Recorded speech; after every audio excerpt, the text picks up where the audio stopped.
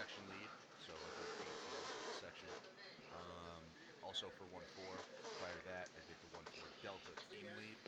And before that, I started off just being a ammunition handler in 1-4. So I've been doing that my entire time here. Let's see here. Just so everyone is aware, from here on out, and pretty much during your career here, you probably should follow this. Um, you're going to want to make sure that you refer to me by my rank and name at all times. I will refer to you by your rank and name going forward. So make sure you keep to that military decorum as we move through this.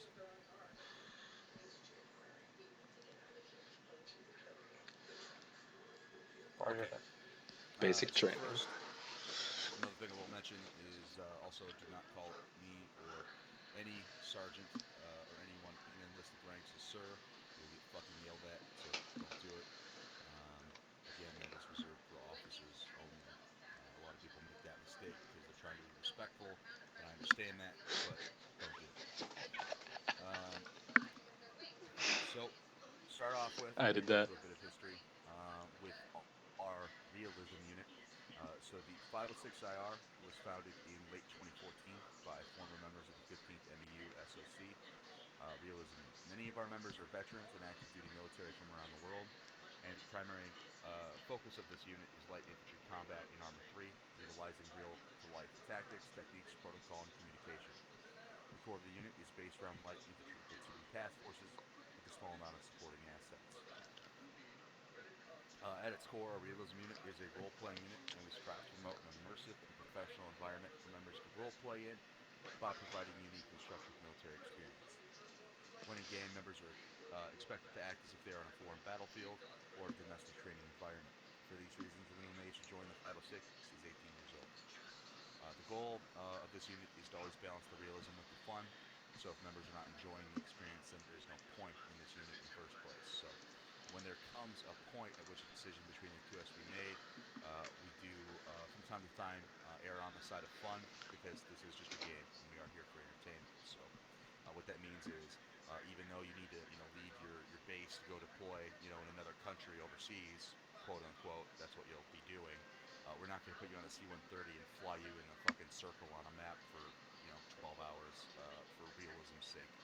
Uh, you know what I mean? So just shit like that, shit that doesn't quite work in a video game. Even in Arma, with all the cool stuff we have, we still can't do everything, obviously. So those things will be cut out or streamlined so they work with what we have available. Um, next, while our history as a unit is important, it is also important to know the history of those we are trying to portray, the real 101st Airborne Division and the 506th Infantry Regiment. So I'll start off with the 101st here. Uh, the 101st was formed on November 2nd, 1918, at Camp Shelby, Mississippi. However, World War I ended 9 days later, and the 101st was decommissioned on December 11th, 1918. On August 16th, 1942, the 101st was reactivated under the command of Major General C. Lee, and the 101st also famously fought in some of the toughest battles of World War II, jumping into Normandy as the first part of Operation Overlord, also in Holland during Operation Market Garden, as well as holding the line through the harsh winter in the Battle of the Bulge. Throughout World War II and Korea, the 101st served as airborne parachute infantry. The 101st then went on to serve during the Vietnam War, where it was redesignated as an air assault infantry, which is infantry that attacks from helicopters rather than airborne, which are paratroopers. So we switched to air assault during the Vietnam era, which again utilizes helicopters. From here, the Screaming Eagles went on to fire the first shots of Operation Desert Storm, kept the peace during the intervention in Kosovo, and were the first conventional forces involved in Operation Enduring Freedom, also clearing the road to Baghdad in Operation Iraqi Freedom. The 101st actions have gained them significant recognition, and they've become one of the most decorated units in the U.S. military. Today, the 101st stands as one of the few units that can deploy infantry anywhere in the world inside of 36 hours. I do apologize if I have to keep pausing. I have a really stuffy nose, so I'm going to stop every few minutes so I can blow up my nose.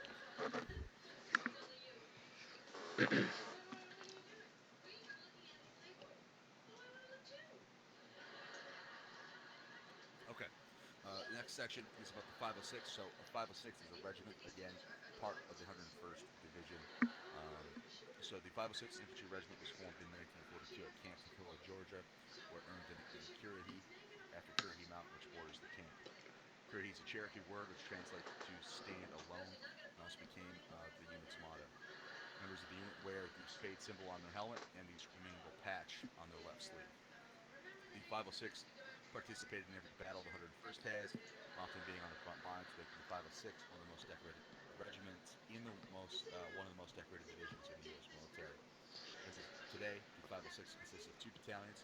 The 1st Battalion, which is organized under the 101st 1st Brigade Combat Team, and 2nd Battalion, which is organized under the 3rd Brigade Combat Team.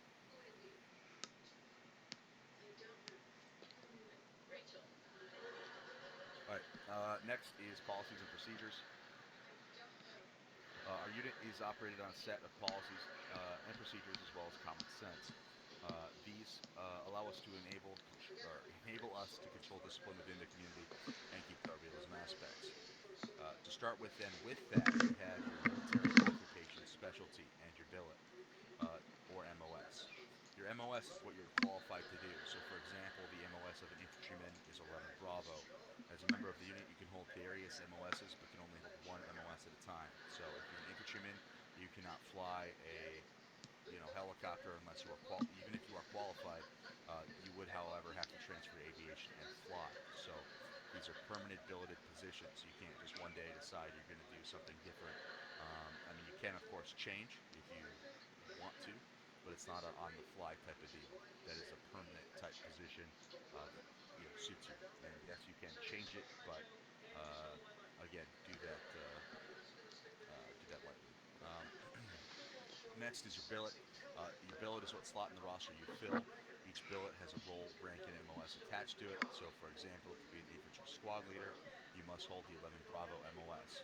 You also can only be in the slot if you're at least a corporal and can achieve the maximum rank of staff sergeant. You cannot hold two primary billets at the same time. However, you can hold a primary billet and a number of secondary billets at the same time. These secondary billets are going to be volunteer roles, which I will cover later. Next is the rank structure. So, since we are a realism unit, we have a rank structure and adhere to the same one used by the United States Army and the United States Air Force. So, let me go ahead and pop on a slide real quick. Okay, so there are your enlisted ranks. Right now, you're not even on the list. Once you complete this course, you'll be a PB1 or a PBT, depending on how you want to look at it, which would mean you, I guess, completed basic at that point. Once you complete your 4 days of advanced individual training or 1 station unit training, you move on to 8.2 after you've completed those days. At that point, you're officially within the unit. So to start with, we have RE2. Again, that's your private, as I mentioned before. That's right after you complete your trainings. Next would be your E3. That's your private first class, or PFC. E4 is your specialist and your corporal. The difference there being leadership positions. So if you hold a leadership billet and you run a team, or you're a team lead or a section lead, you would have a corporal rank instead of a specialist. Also, at this point, if you look below, you have your U.S. Air Force ranks. That is your senior airman on the Air Force level as well. The reason you have that is because if you're on the ground in the Air Force as a TAC P or whatever, you need to be at least an E4 to transfer. Now, that does not include if you want to be a rotary pilot or a fixed-wing pilot. You can, of course, always transfer and do that. But if you want to be a TAC P, it is an extremely high requirement to start off with, just being an E4, and then you have to pass several things in order to Sergeant get that stuff. Manson, Yep. I just can't hear you when you are back there chatting. Is that better? Yeah, I missed all the race stuff. Okay. Well, shit. Okay. Did anybody else miss it? No, I got it. I got it. Don't call him Awesome, sir. officer.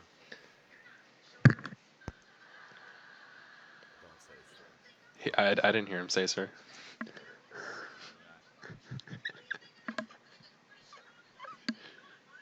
All right. So I'll say this again just once, so try to pay attention. Again, I apologize if I cut out. But so I'll kind of just resume at the start. So E2 is your PD2. That is after you complete your one station unit training, you will get that. Once you move on to E3, that is your PFC, and E4 is your specialist or your corporal. Again, the difference being a team leader position or other responsibilities. E4 in the Air Force is again a requirement to be a TAC-P at minimum. So at that point, you can transfer to aviation and be an E4 on the ground. Sergeant Munson, I have a The question. next, yes, What was that you said? Tech P or P4 or yeah, TAC-P is the guy on the ground that works with platoon to, I guess, maneuver our aircraft. okay, copy. So he sets them with missions. He explains what the dangers are in the area. Recommends places to hit them from, escape routes, stuff like that. Okay, so he's like a radio man in some So, sorts. so Sergeant Basically, mentioned in E4 we're gonna be like specialized in something, right? somewhat yes and no. I mean, kind of, yeah. You have to basically do more than the basic minimum to be a corporal. Otherwise, you're basically going to be capped at specialist. Roger.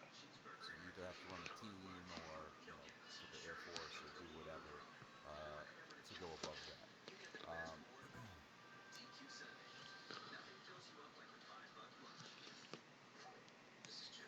all right.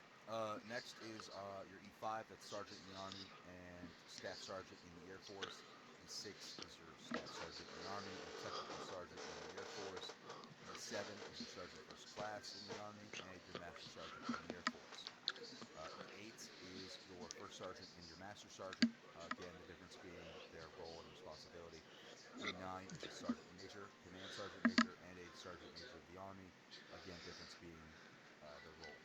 Uh, then the next set of ranks is what I was talking about before, as far as pilots. So the warrant officers are our rotary wing pilots. So if you want to join that and be a helicopter pilot, you would become a warrant officer. To do that, you would start off as a warrant officer candidate or a WOC. After you complete that training, you become a warrant officer one or WO1. Stand by one second.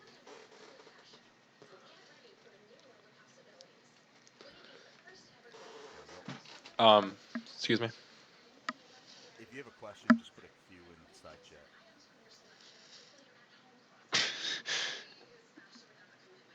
Or vehicle chat. There you go. Chip shot. All right, sorry about that. So warrant officers obviously that specialize in something, but is it just for the rotary pilots, or are there other specializations like I don't know. For right now, just rotary. Unless for whatever reason we bring other roles back that would require that, for right now it's just rotary. So we don't have like artillery or anything like that, or does that not We require a have special? firemen with mortars, but it's not technically an artillery division or anything. Okay, understood. Yeah. Like I said, we have small amount of supporting assets at the moment. Of course, we have rotary, fixed wing, mortar, Tanks Mandalore, and stuff. just some other stuff. We don't actually have tanks at the moment. We used to run Bradley, and I forget actually entirely what their MOS was. I totally don't remember. But yeah, we used to have that, but we did scrap that in order to, I guess, kind of streamline the unit a little bit. So we may try that again in the future, but for right now, we don't have that. Okay. Okay, so moving on. So again, these are your rotary pilots. You have the warrant officer one at W1, at W2, your chief warrant officer two, W3, chief warrant officer three, etc. So chief four, chief five. Um, onward, you have your full Officer ranks. officers. This is what your sir needs to be depicted to. Um, so to start off with, we have our O1. That is your second lieutenant in the Army and the Air Force. These are also our fixed wing pilots. So Captain Soto is our, I guess, ace A-10 pilot. One of the best. He actually has a full A-10 cockpit set up with the wheel thruster and all that stuff. So it's pretty cool. Um, Also, you have your infantry platoon leadership here as well. So, like Lieutenant Person or Lieutenant Weston, they're all in this area as well. So, again, your O1 there is a second lieutenant. Your O2 is your first lieutenant. O3 is your captain. Right now, the highest rank you can get is captain. And right now that is just for, I guess, a company commander position until we fully get all of our platoons at 100% capacity and start working on, I guess, more. Uh, we're going to be, I guess, at that time we would be bumping up to battalion level. Uh, so at that point we may have a major again, but for right now we're capped at captain.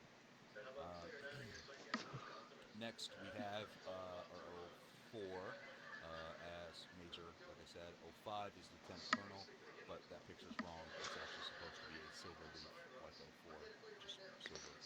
Um, and then, of course, you have a bunch above that, but we're going to skip those.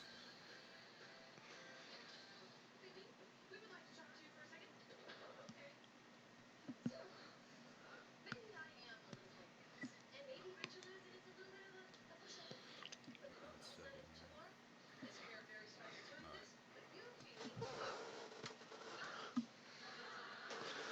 Okay. Does anyone have any questions about the rank structure before we move forward? No, sir. Oh God. Oh, that. No. You made me do it, Connolly. Staff Sergeant. No, Staff Sergeant. Screw you, Connolly. How does one get to know that? Well, that's what we're about to cover, Lejeune. I'm glad you asked. There's only one way to obtain promotions in the unit, with time and effort. As you get more integrated within the unit and complete your one-station unit training and extra trainings, you'll find that policy that details everything specifically on the form. But the requirements are across between TIG, which is time and grade. That's again your time and your current position, promotion points, and other miscellaneous requirements. So TIG is acquired by holding a rank and corresponding amount of time.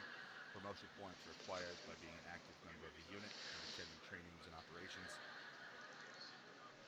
And other miscellaneous requirements range from additional courses that must be accomplished and having a billet that allows that rank.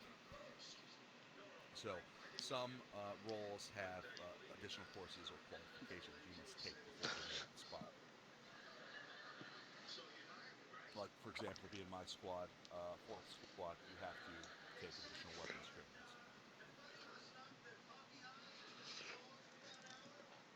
You also, one other thing too, as well, is you cannot be a captain in the role of a rifleman or a squad leader as a rifleman or whatever. But granted, I'm sure you've seen before people do that. They fill it, they do other things than what their normal job is sometimes.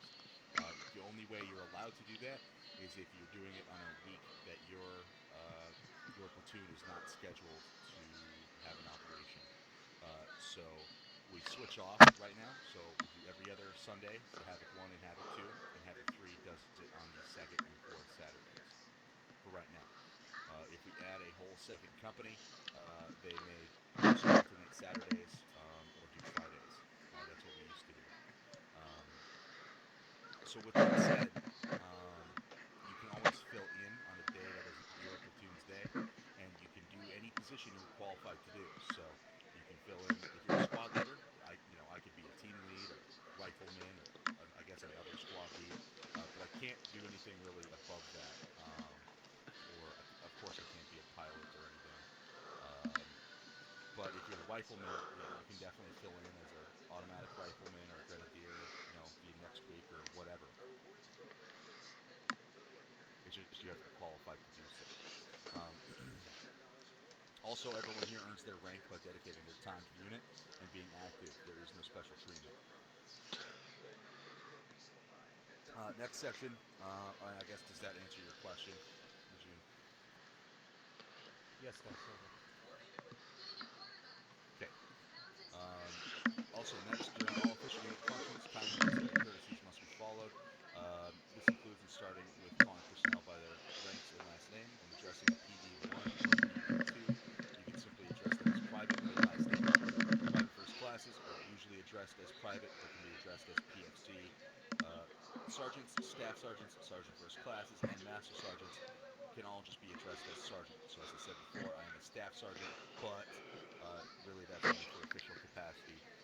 Technically speaking, you're supposed to address me as just sergeant. First sergeants and sergeant majors are addressed by their rank accordingly. That is where that is not true. So if you do see a first sergeant or a sergeant major, you need to say the whole thing. Next, warrant officers can be addressed by Mr. or Miss and their last name. If the warrant officer is the rank of CW2 or higher, they can be addressed as chief and their last name. Officers are addressed by their rank and last name. Both second lieutenants and first lieutenants can all be addressed as lieutenant and their last name. Next is being in quote-unquote uniform. So all militaries around the world have a standard of dress. This makes them look professional and uniform. There are certain limitations as to what you can and cannot do while in uniform. Of course, use your judgment. You are allowed to customize your player's face slightly. No facial or haircut that falls outside of Army regulations, which doesn't appear to be a problem. Also, of course, no face paint for obvious reasons. Um, also, this next part is also really important. So, sorry, Ship Shop, go ahead. It's not really an important question, but just why are we not allowed to have facial hair? Ask the damn army. I don't know. Okay. Because it gets in the fucking way. I mean, I don't know. I don't create the rules, but that's like the most basic one they have. Understood, Sergeant. I guess honestly, I don't know. It's to make you look more formal. Ah, People with beards are designed to blend in with the civilians. that makes sense. Actually, yeah, that's actually a really good answer. There you go. All right.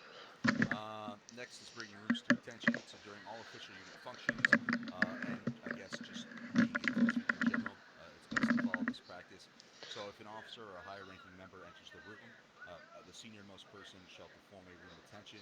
You don't actually need to say room attention. You can just acknowledge that person. Um, this shows respect for that person's rank. It also allows them to pass any information to you quickly. And this does not apply if there's already a high-ranking member in the room. So, and I recommend everybody do this to the best of their ability. I mean, if you don't have an overlay or a second monitor, I understand it can be kind of a pain in the ass. User In joined that your case, channel. just try your best. Recruit Mac, Sorry I'm late. You're very a late. whole hour late. Yeah, I know. I mixed up We've- EST and EDT, my fault. We've already gone through a good chunk of the slides. Yep, you're gonna have to recycle. Alright, I will. Sorry. Bye, Mac. Well, that's unfortunate. User left your channel. And that is why you learn to be kind. All right. Where did I leave off? Bringing rooms to attention. So like I said, it is extremely important that you try to do this at all times. Again, I understand if you can't for whatever reason, but just try your best because someday you're going to be in a position, a corporal or a sergeant or whatever, and you're going to really appreciate it when people give you that respect. When you join the channel, people are going to ask about you or how you're doing, how's your day, what can I help you with, blah, blah, blah. They're going to be little suck-ups, and it's great. So when that happens, it's awesome. So try to your best of your ability to follow that because one day you will get the same courtesy too. Also, again, this does not apply if there's a higher ranking person already in the room. I mean, you can still kind of do it, I guess, if you needed to, but if Sergeant First Class Brewer was already in here, you wouldn't need to say anything if I joined the channel, let's say, necessarily. I mean, of course you can, but usually at that point he would address me because he's the highest ranking person. Any questions about that? No, Staff Sergeant. Okay. Next is discipline. So as does the military, our unit has a disciplinary policy. This policy allows us to enforce the policies and procedures that make our unit work. Discipline can range from being spoken to, being punished by removal of rank, removal of your time and grade, promotion points, etc., as far as to being removed from the unit. And there goes Dead. He died. Jack, can you still hear me? Oh, all right. Well, break time. Everyone grab their favorite beverage.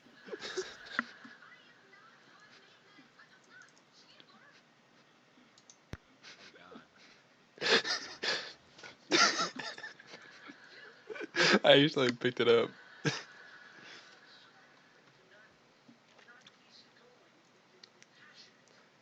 I'm gonna be back. I'm gonna go get water. Sounds good. Staff Sergeant, I have a question. Yes. Do you know how they got it to where these slides are actually coming up? I have no goddamn clue. That's because that's just amazing. Fucking black magic. That's what it is. User in your channel timed out. Yeah, you must have That sucks. Give it a couple computer minutes. crash.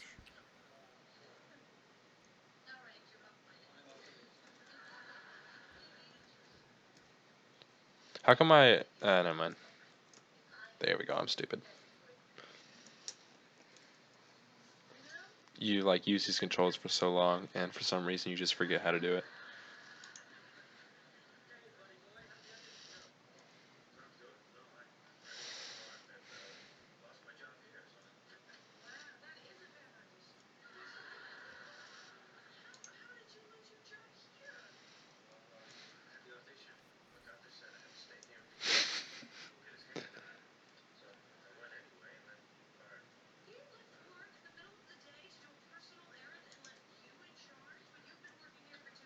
When you guys started the whole vaping trend.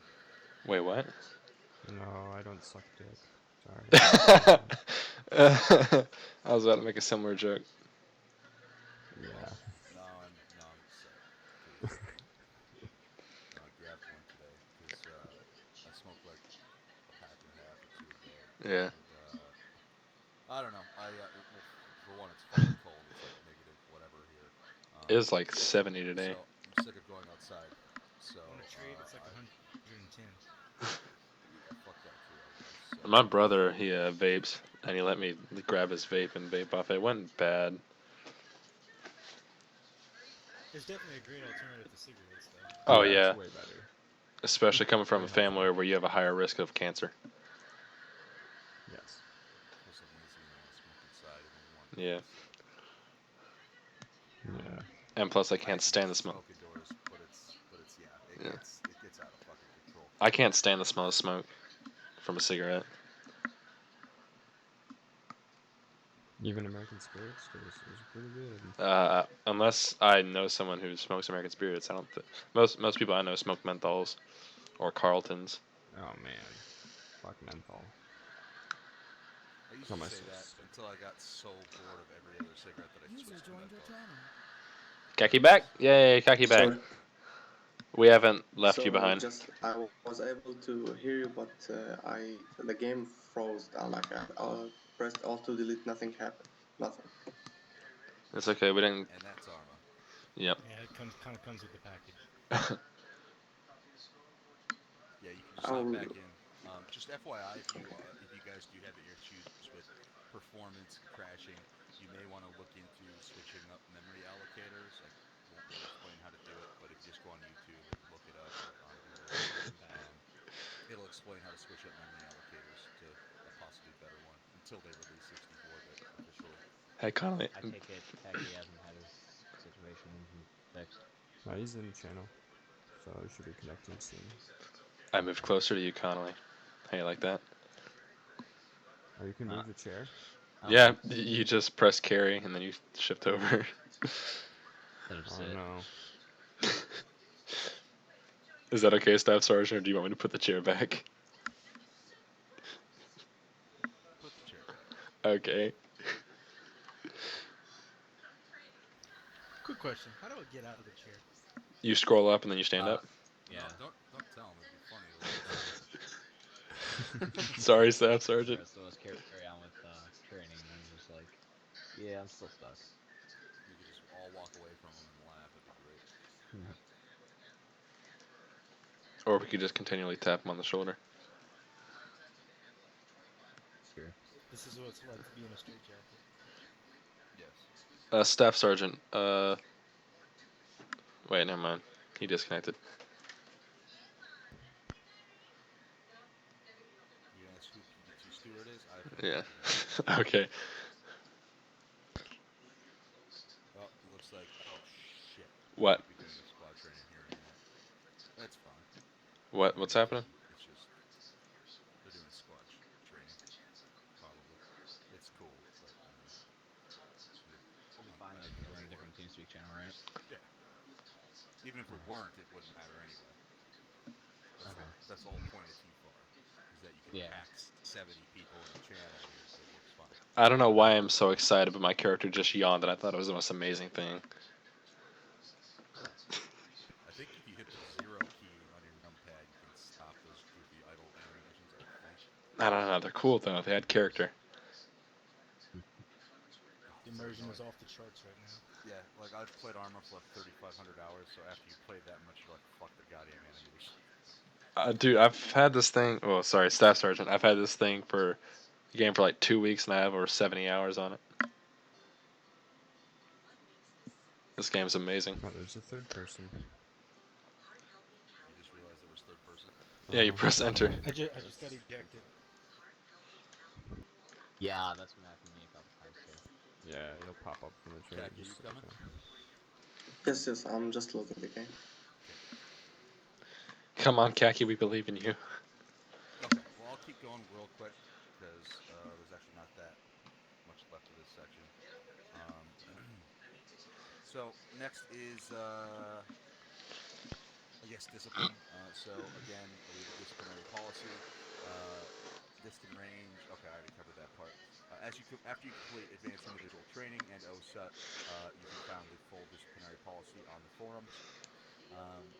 Again, use your best judgment. A lot of times, as long as you have a fucking even head and you're not a retard, you won't get in trouble.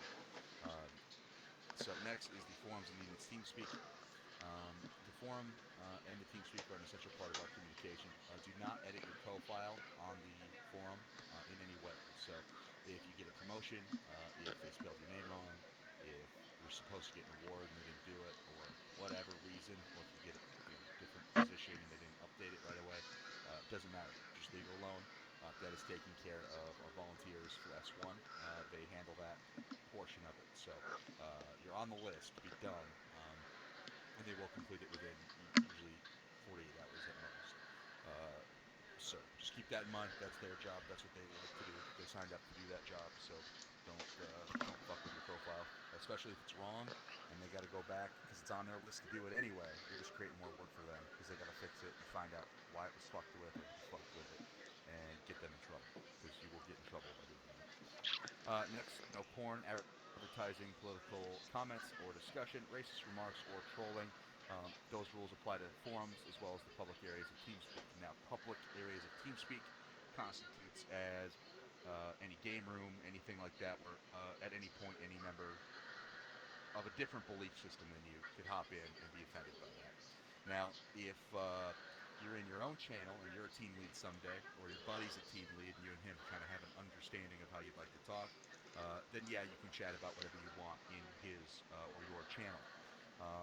But there needs to be an understanding that if someone else enters that channel, especially of a higher rank than you, it is then their channel. So they're going to kind of own that channel a little bit. Not officially, I guess, but in a respectful sense. You need to give them the floor, I guess, with that channel. So it's probably best if I'm talking about something maybe inappropriate or on the line. If Sergeant Brewer comes in, since he's my superior, I should probably stop talking about it. just as an example. So you should probably do the same thing if you're talking about something on the borderline or something like that. Just use your judgment on that. Don't be stupid. Don't embarrass yourself. Um, and again, just hold yourself to a higher standard. I'd recommend probably not even getting in that situation in the first place. But again, you and your friends can have whatever beliefs you want. Just make sure you keep it to your private channels and understand that there's a lot of other people here who may differ beliefs. Next is, let's see here. Remember, text can be taken out of context, so do not hold debates in public areas, and of course, again, use sound judgment. So, public areas thing, just keep that in mind. Other rules to be aware of: the 506 is a zero tolerance policy on cheating or hacking. The official unit servers are for private gameplay. Do not bring anyone who's not into the unit onto set servers or release any passwords. So if they're not at least into a recruit training class or signed up for one, they should not be on our servers. So even though your buddy might want to check this out real quick and just hop in quick to see what we do, that's not okay. He needs to be in a recruit class, and then he only needs to be in here to be checking his mods. You know what I mean? Otherwise, and they have to be kind of moderated. So if he's your buddy and he's not in the unit, he wants to check out his mods, you should probably hop in the server with him and get him sorted out and kind of help him along, so to speak.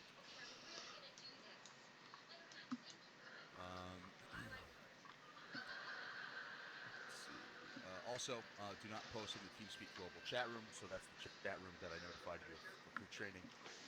You, I don't think, can post in there anyway, but don't try it because if you do, you're going to get screamed at, so don't do that. Under no circumstances are you allowed to be a member of the 506 and another modern Arma 3 realism unit at the same time. So if you and your buddies play Future Warfare, World War I, World War II, Vietnam, etc., that's all fine. If you and your buddies have a group of less than probably 20 or something people or 30 people, then you can do also whatever the fuck you want and fuck around. But just keep it to one modern realism unit or Milsim unit. Ship shot. So we are allowed to be in another group as long as it is like a casual or not, like you said, modern. Yep, exactly. So the requirements are basically you cannot have another quote unquote 506 in your life. It's just like that. So All right. anything that's modern and kind of like what we do, where it's a structured milsim or military-like experience, that's a no-go. Well, I mean, anything in if you ARMA and is a your buddies- military-like experience. Well, not exactly. If you and your buddies want to fuck around and mess around on Wasteland or do whatever you and your friends do, that's cool. Do a front flip in a helicopter. Yeah, that's fine. Yeah, But- if you ever play Liberation, it's not very formal. Oh yeah. Exactly. Give me 1 second.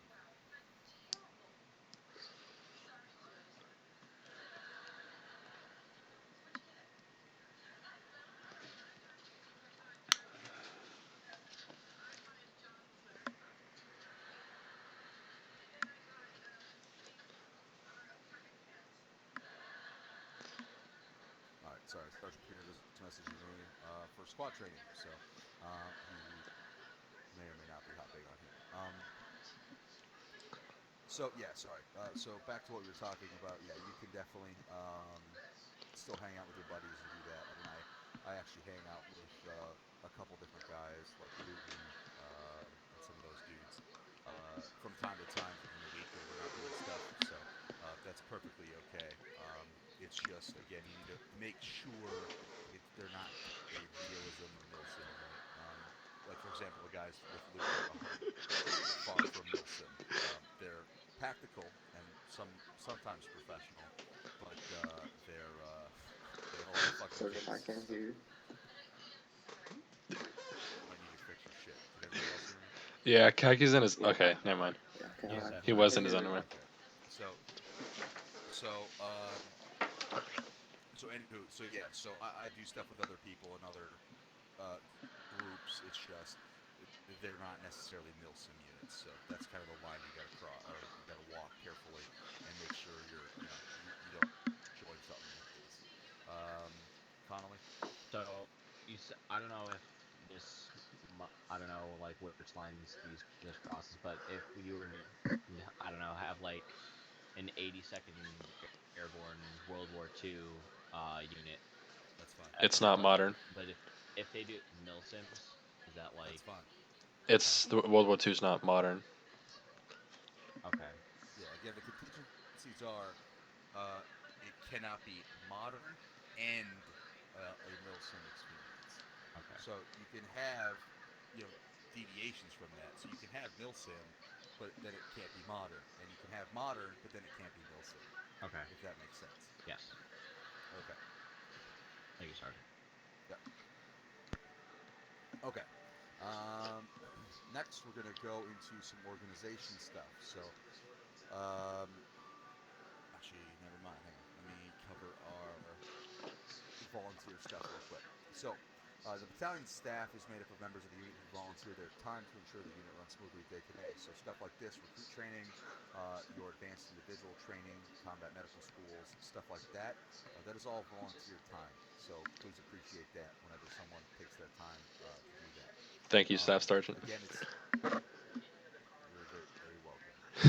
It is there to ensure the unit runs smoothly, and these members fill primary bills throughout the unit, obviously.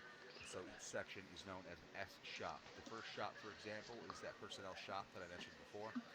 Each shop has a leader who reports directly to the leadership team. So, again, S1 is personnel. They handle your recruiting, your awards and decorations, promotions, personnel information, stuff like that. S2 is our intelligence. Now, it is somewhat fictional, but we do have public affairs, public relations, etc. But they also handle like setting stuff up with other units, writing articles about us, stuff like that. They also, if we're deployed, they will write, I guess, formal news articles, again, fictional, about our deployment there, and just kind of the public opinion or what the thoughts are or what we've been doing in that region. And the reason for that is because if during a mission we fucking blow up some dude's house and just destroy his home and maybe kill a family member of his, again, it's a game. But with the realism, if we do that, he's going to be upset, and other people around him are probably going to be upset, and that might make him take up arms against us, or cause riots, or cause just general shit we don't want to fucking deal with when we're deployed in a foreign country. So that shit will always. Oh fuck. Sorry. All right. But that stuff will always come back to haunt you. So if you do, accidentally kill a civilian or blow up his house or whatever, or his truck gets destroyed, he might talk to the news about it. He might explain that we're ruining this country, we're ruining their way of life, blah blah blah. And again, that might rally more people to their cause and give us more problems going forward. You know what I mean? That person may become a fucking suicide bomber, or he might tip off the enemy to our positions, stuff like that. So that stuff is all remembered. So any little mistake, someone will see it, and someone will remember it, and it will fuck us later. So don't fucking think it's a free for all. Um, I forgot who went first, but whoever's the first one. Oh, I did both of them because I didn't know if you were paying. Okay. So the first, I had two questions, anyways. The first one is, will we ever pair up, I guess, and do missions with other realism units? Is that a thing? Yeah, we just did one. We had Operation Crimson Spade or Spear. We did one with the 69th Infantry Division, which is also airborne. Okay. And That like 2 or 3 weeks ago. whenever we're playing the game and we're on an official mission and we get shot and we die. What's the policy on that? Yeah. So basically, there's a few things. If you get disconnected, or there's a bug that kills you, or something else happens where you can't be revived, or whatever have you, if you get armored, it's a free respawn. So basically, Okay. you can get tactically inserted, which means you get teleported back to your location. And just everyone pretends that it didn't happen. You know what I mean? So if you Yeah. appear in front of them, Like everyone in just DayZ goes RP. about their business. Yep, exactly. So just fucking, that's exactly it. So Just RP it to the best of your ability. If you're having frame drops, you don't say frame drops. You say technical issues. If you say, "Oh my God, that guy won't die," put 50 magazines in him. Just say, "Man, that guy, he won't go down," or whatever. I mean, just try to fucking tiptoe around PC jargon and stuff like that. Um, and especially if you need a respawn, don't fucking say respawn. Just sit there quietly. And if you need to have a reinsert, you just send a message up your COC, and they'll take care of it on the back end. It's just because, again, you have 50-something people in a server. They're all streaming, or a lot of them are streaming and stuff. People just don't want to fucking hear it. I mean, that's what we all signed up for, was Milsim. So you can fuck around when we're not doing that every other fucking day of the week. So, yeah. Wait, so Sort of question. wait, did you Go ahead. maybe At the end, you have to walk on the conveyor. I was just trying to get to the warp because I didn't realize maybe the conveyor hold on. or the warp doesn't move faster when you're on the conveyor, so you can catch up to it. Maybe I didn't hear this, or I don't think you answered it. So, like, what happens if we're in game, we're playing, and we die, and we aren't able to get revived, and like we actually die? Right. I totally lost. Okay. I'm getting fucking old, kind of. All right. So basically, if you die as well, you would, again, if it was a bug, get tac inserted. If it wasn't a bug and you just got shot in the fucking dome 100 times, and you kept running into a fucking building where there's 50 guys pointing at the door, yeah, you're dead. So you're dead, but you can have a reinsert. So you would have to wait at base for a Phoenix, which is our helicopter, to come pick you up and bring you back into the battlefield on a reinsert bird. So, and once that happens, you can regroup with your team. Again, they act as if everything's honky-dory, and you're good to go. Okay, so it's not like you die and your character's wiped. No. Okay. No, we got to keep the missions going, and the reason we have that is because if, for example, something really bad happens in a mission, right? Let's say Zeus fucks up, because I'm also a Zeus operator. So let's say I fuck up, and I accidentally fucking kill half the platoon, right? If I accidentally kill, like 25 out of the 50 guys, well, guess what? I've just halved the platoon's firepower, and then surely the rest of the other half are probably going to die soon, because they don't have half their other buddies to rely on. So we just do that to make sure it doesn't collapse on its fucking self. If there's ever an accident or something like a fucking A-10 crashes accidentally and fucking causes a terrible chain reaction in the chain of events that kills everybody. So yeah, so we just do that to avoid that. After that, though, if you do die another time, then you're out. So you have to disconnect and just watch the fucking live stream or whatever at that point. Okay. And again, at any time, if it's a bug, you'll get reinserted. So you have two deaths per mission, in a sense. Technically, just one. Once you have your second death, you're out. So Yeah. you only technically get one. Okay. But I see your point. So, Yeah. Does that answer your question? Yes, Staff Sergeant. Okay. You have another one?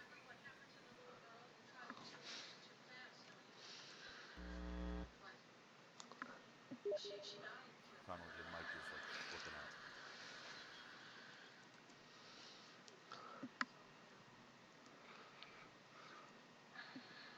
I'm sorry, Shipshack, did you have another question? No, you answered them both, Staff Sergeant. Okay. All right. Okay. Moving on. So yeah, S2 again, they do the public affairs and other media stuff. S3s are training and operations, so that's your recruit training, your AIT, OSET, combat medical school, air assault school. S4 is logistics. They handle the servers, the missions, the mods, the website. All right, moving onward. And sorry, I got to run back here real quick for the slide.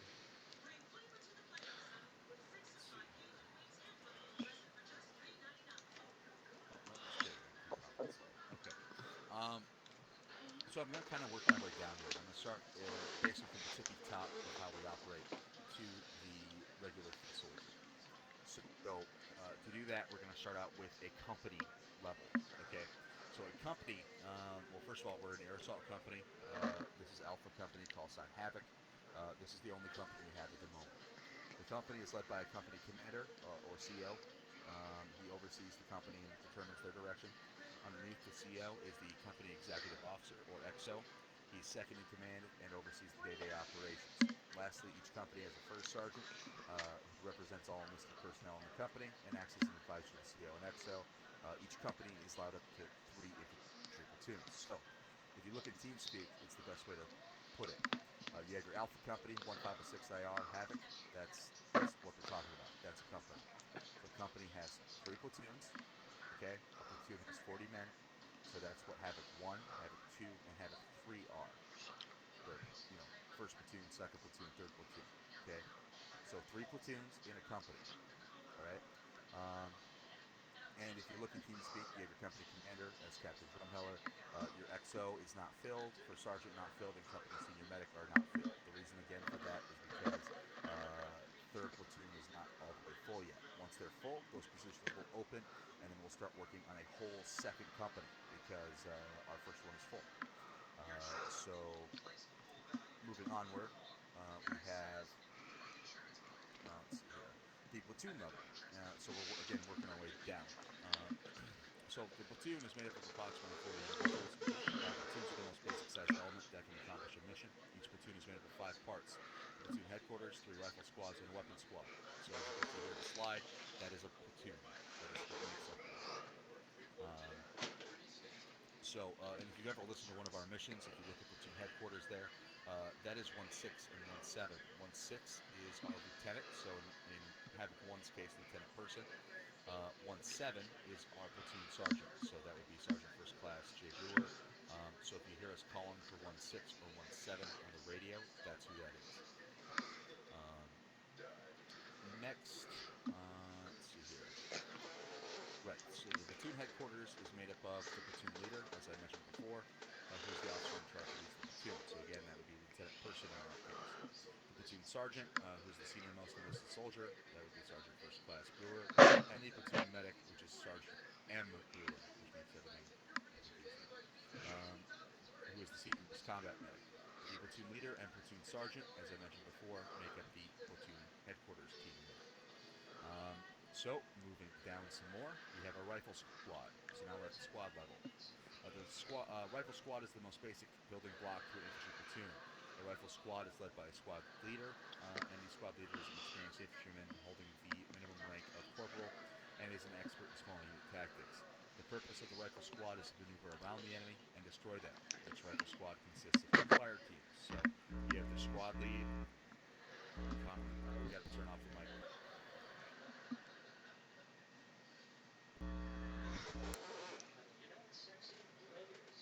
There you go. Just keep it on disabled or whatever unless you figure out what's going on.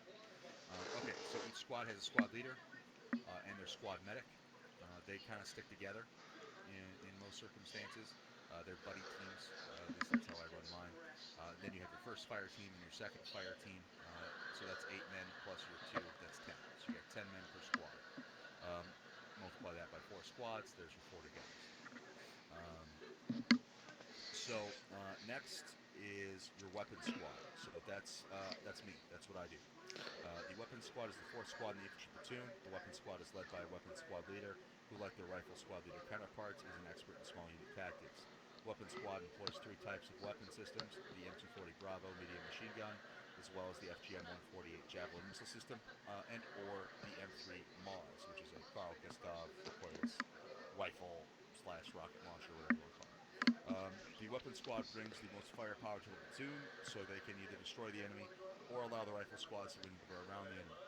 The weapons team members have their own individual training, which I mentioned before.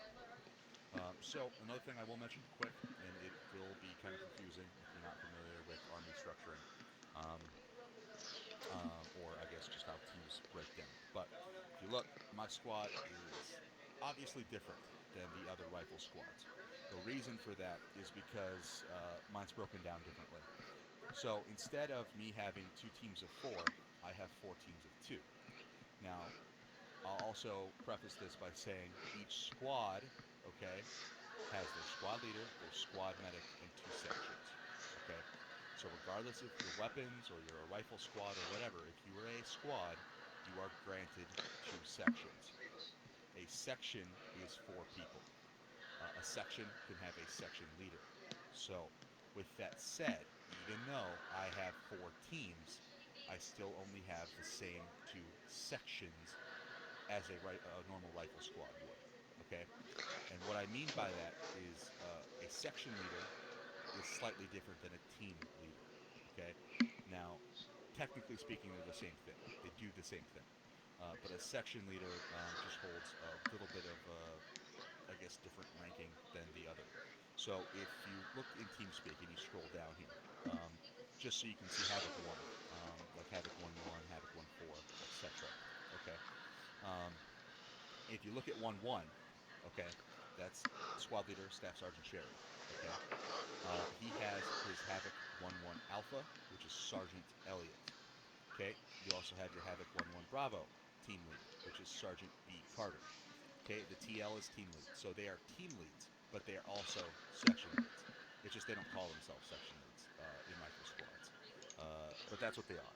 And the reason for that is because they're a sergeant, okay? If you are a section lead, you can obtain the rank of sergeant, okay? If you are just a team lead, you can achieve the maximum rank of corporal, okay? So with that said, if you go down a little bit and you go to Havoc 1-2, you'll see that the team lead there is Corporal Iron and Sergeant Caldwell for Alpha and Bravo accordingly. Okay, so that's fine. Okay, that's great. But then if you scroll down to like 1-3, they have 2 corporals. That's fine as well. So with that said, if you look down at Havoc 1-4 in TeamSpeak and look at mine, my Alpha is a sergeant, my Bravo is a corporal, my Charlie is a corporal, and my Delta is a corporal. Okay, so no other squad can have that many damn corporals around, but I can. So basically, what that means is that my Alpha, okay, is a section lead. He runs the other machine gun team. So Alpha's machine gun section leader. Okay, that's why he's a sergeant, because he's a section leader. Okay, which also means he's a team leader, but he can kind of have command over the other section, which is Bravo. So my other machine gunner, which is Corporal Shannon, he is just a team leader, which means he is capped at corporal. If you go down to 1-4 Charlie, that's Corporal L. Munson. She is a section leader, which means even though she's only a corporal right now, she can become a sergeant because she's going to run the other section. Corporal Locke, however, is Delta, which means he is stuck at corporal unless he moves. So that's kind of how it works. I know it's kind of confusing, but that's just how it is. So each squad has 2 sections. A section lead can be a sergeant. A team lead can only be a corporal. So that's why my squad breaks down in that way.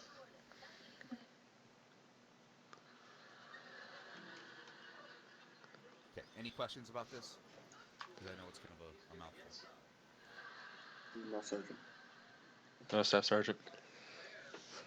Okay. All right. So moving on, we're going to go down to the fire team level. So again, fire team here. If you look at the first fire team, this is what we're talking about. So the fire team is the most basic maneuver element in the Army. Each fire team is led by a fire team leader and has an automatic rifleman, grenadier, and a rifleman. All right. Next is aviation. Our aviation section has all the helicopter and A-10 support for our missions, and they are integral to the function of our unit. While these units in real life are not part of the 506, obviously they are Air Force. We have them here directly for support. So again, here they are part of the 506, but hold a Air Force rank. So with that said, we have Delta Company, 5th Battalion, 101st Aviation. That is our helicopter element. These pilots are cross-qualified to fly the H-6 Little Bird, H-64 Apache, CH-47 Chinook, and the UH-60 Blackhawk. Upon completion of OSUT, these members will report into flight school and start their training for that. Next is the 74th Squadron Detachment, 23rd Wing. That's our A-10.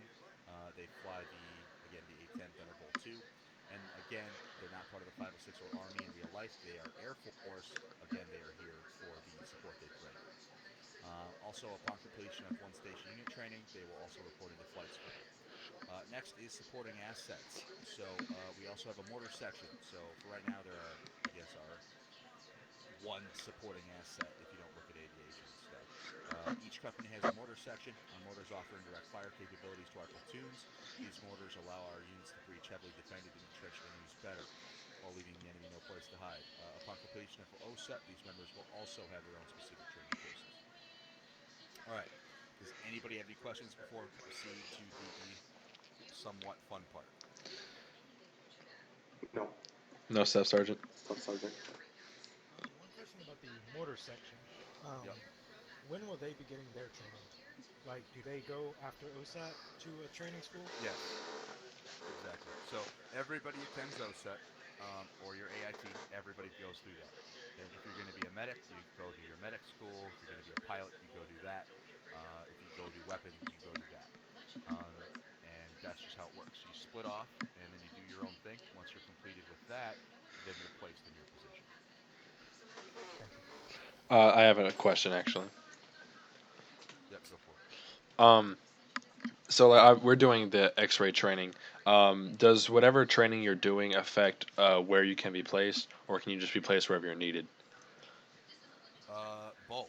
It's about mainly what you want to do and where that position is needed. So again, if you want to be a A-10 pilot, but really we only got 2 right now. Sorry, you're kind of fucked until we get another company up. What's an A-10 pilot? So, Or what's an A-10 rather? really? I'm sorry. A-10. I mean, That the fighter? it's a close air support. You know, the fucking rain of death, thunder, that kind of deal. Nothing. Okay. I'm not that bright. I'm not that bright. You'll find out very shortly what an A-10 is when you go through OSUT. Oh my god. Nancy's upset. Anyway, she's upset that you don't know what an A-10 is. Okay. So, sorry, did you have another question? Or did anybody else have one?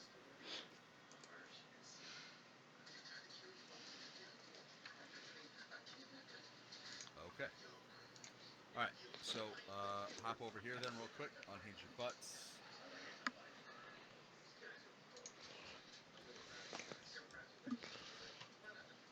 All right. And now we have to work on loadouts. So, everybody can circle around this box here in the middle. I just looked up an A-10. They're beautiful, aren't they? Yeah, I know what it was. I didn't know that was the name for it. All right. So everybody, go ahead and highlight this and hit Arsenal. And we're going to start working at our loadouts. So today we're just going to give you basic infantryman loadouts. So again, if you're going to be a pilot or whatever, then probably won't use these. But again, if you ever fill in or whatever, these are what these are for. So to start with, we're going to kind of work on a skeleton loadout. This skeleton loadout is just going to be the building blocks to build the other ones quickly. So that's why we're doing this one first. So to start with, we're going to grab your combat helmet.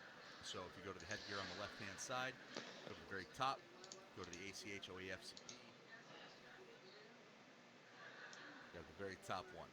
Now there are other ones there, but you have to complete OSUT and have a specific position for those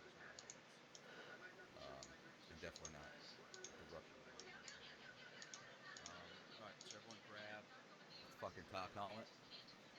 All right, next we're going to grab some eye protection. So go to the left-hand side for face wear.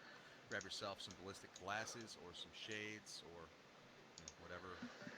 What about the goggles? Nope on the goggles. Oh. All right. Once you have your eye protection, which by the way you kind of want or have to have eye protection. So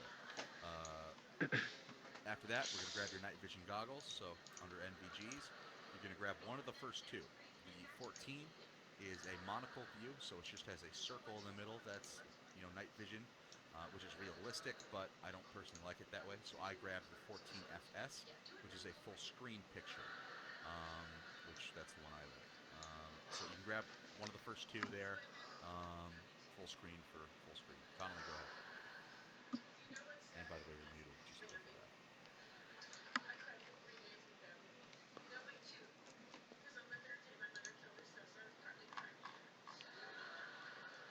Connolly, if you're gonna talk, you gotta unmute yourself.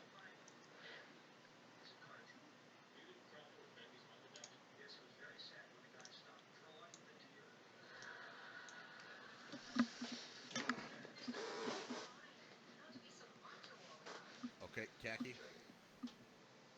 Sorry, I get a question because yeah, I lose electricity and like I'm putting a charge like 35%. How much time left for the training? Okay, you're lagging really, really bad. Can you say that again? I'm like I did lose electricity here, so I haven't like charging my laptop for 35%. So I'm asking about the time left for the course. Probably 20 minutes if everything goes smoothly. 20, 30 minutes. Connolly again. Okay, sorry, Staff Sergeant, my mic was coming too loud. So what's the difference between FS and FSNG for the night vision? So again, the FS is full screen, so that'll make your entire screen the green filter, night vision, which isn't technically realistic, but it's, I like it because it doesn't give me a fucking headache. Or if you want the quote-unquote realism, you can grab just the first one, and what that'll do is that'll make the rest of your fucking screen black, except for a really small circle in the middle, which would be your monocle, which they're saying is realistic. He was asking about the everything besides the very center. He was asking about the FSNG, the third one down. Oh, the third one? I don't fucking know actually. I think is it maybe thermal? I don't know. I've actually never used that one.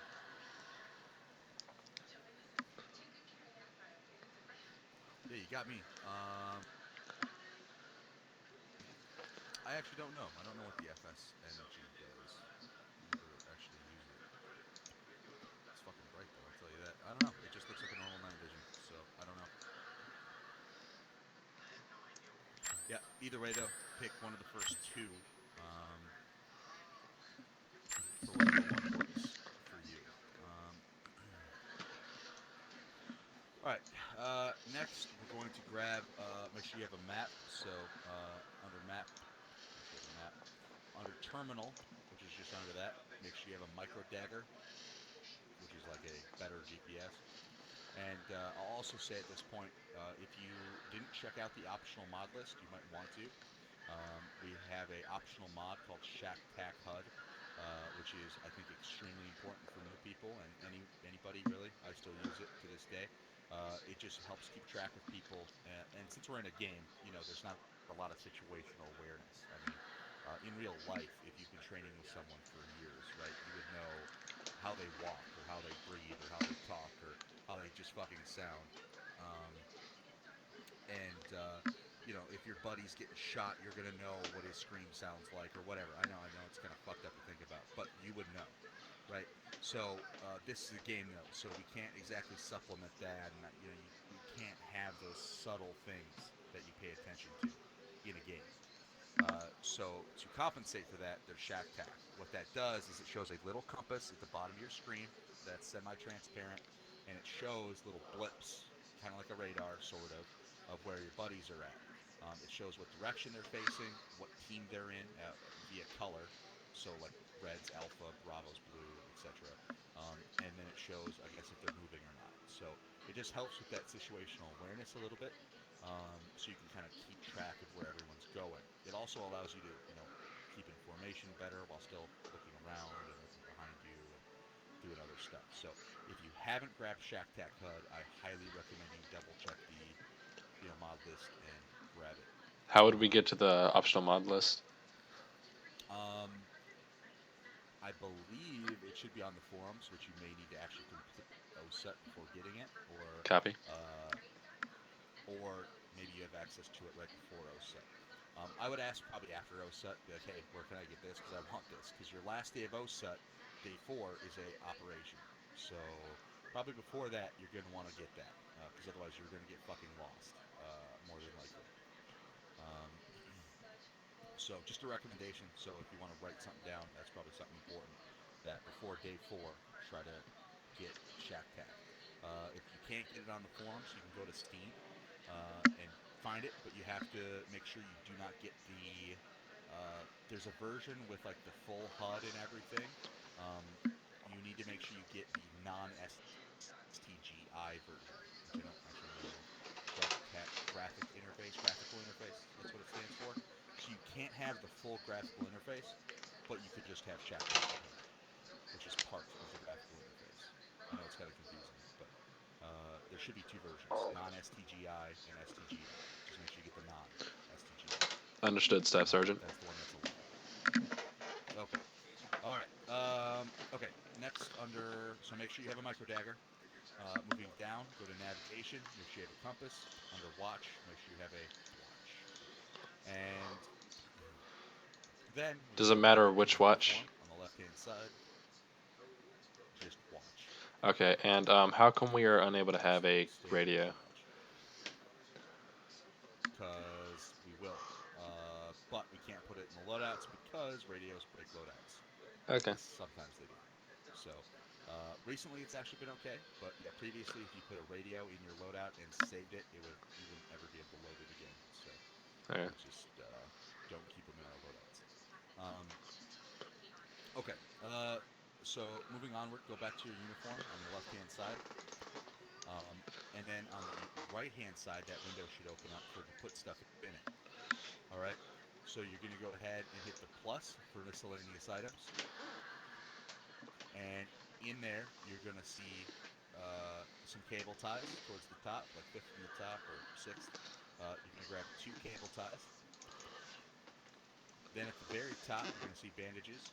Grab 20 bandages. All right. Then if you see earplugs, the purple earplugs, grab a set of those. And then if you scroll down a little bit, about a little over halfway, you're going to see map tools. Grab a map tools.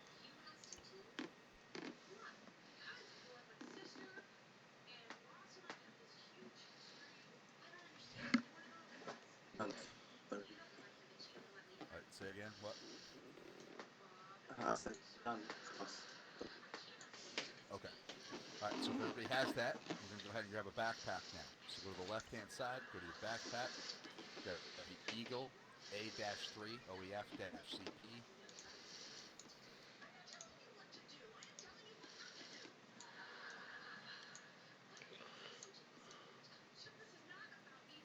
Okay, again, grab the backpack, Eagle A3 OEF-CP. Once you have that, go ahead and put in, or go to the right-hand side again, go to grenades. And you're going to want to put in, if you go all the way to the bottom, you're going to want to put in 2 M67 frags, 2 M84 stuns, and then up from there, you're going to want to put 6 yellows, the M18 smoke yellow, so 6 yellow, 2 red, 2 green,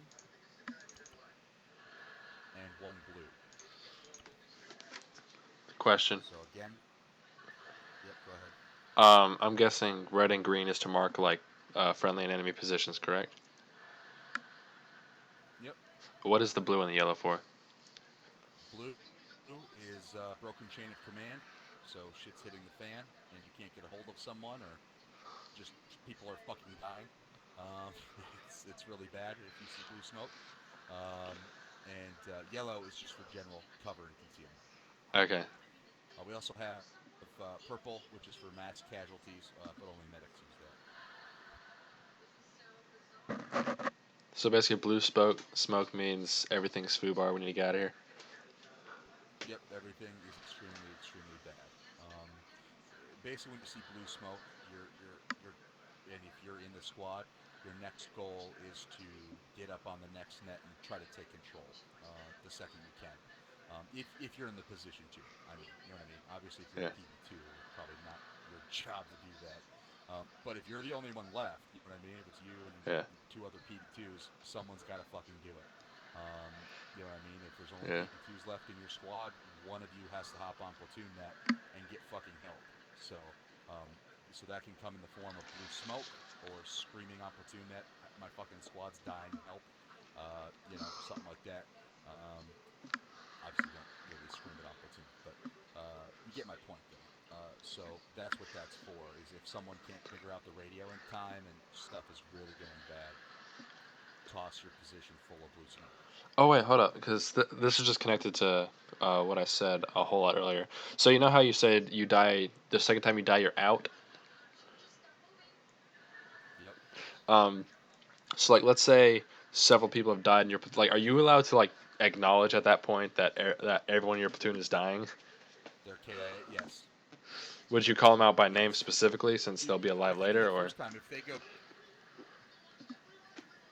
well, technically speaking, it's kind of tough. It's one of those realism things that we just kind of deal with. But like the first time they die, just go, oh crap, he's KIA. I mean, you can say that. It's fine. I mean, people understand if you're screaming that yeah, they're going to come back one time, and that's just something you deal with. That's one of the inconsistencies with our realism is that for sure. But there's really no other way to do it unless you want to have a permadeath. Yeah. And not a lot of people look forward to doing that, you know, for all week, and then the second they get in here, they fucking die and they're done. So, yeah. So, but for sure though, you can use that if you know if your squad lead's dead and you know the next section lead's dead and the next section lead's dead and it's just a whole fucking bunch of PV2s, and you know they're not coming back because they already died or something. Then yeah, blue smoke definitely. All right. You don't know what the fuck's going on and you're not prepared to actually take command, or no one's really prepared, yeah, that's when blue smoke comes in and just that'll make sure someone gets over there and gets you guys help. All right. Yeah. So, okay. So does everybody have their 2 stuns, 2 frags, 1 blue, 2 red, 2 green, 6 yellow? Copy. Affirmative. Okay. All right. So now, go ahead and hit escape. You can exit the arsenal. And grab your night vision off your head and slap it in your backpack. That way, whenever you load it, you don't have to do that exact same thing if it's not nighttime. Which most of your operations will not be nighttime, so might as well slap it in your backpack for later. Bummer. Once it's in your backpack, go ahead and go back in the arsenal, okay, and hit save at the bottom. I almost save as base loadout. I almost cleared my loadout. Yeah, don't hit clear. Yeah, don't do that. Not fun. Okay, once that is saved, and again, make sure it's saved as base or something. We're going to start working on our actual loadouts now. So first is fire team leader. The fire team leader is a first level sergeant in the Army.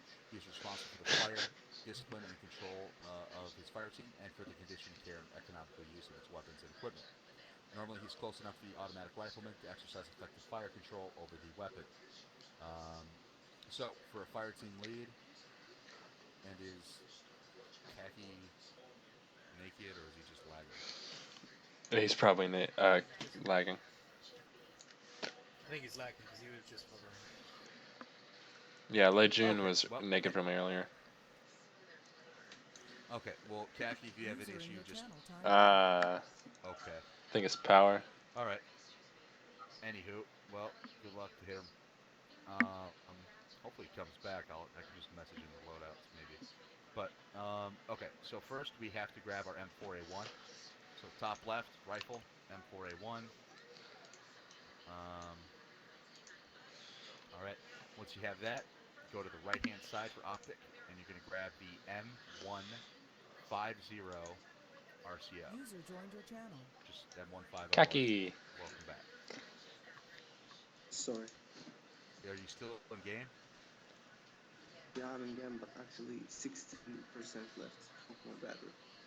Okay. I'm afraid of it. We'll bang through it. If for whatever reason it doesn't work out since you've made it this far, I'll shoot you the list and call it good to go.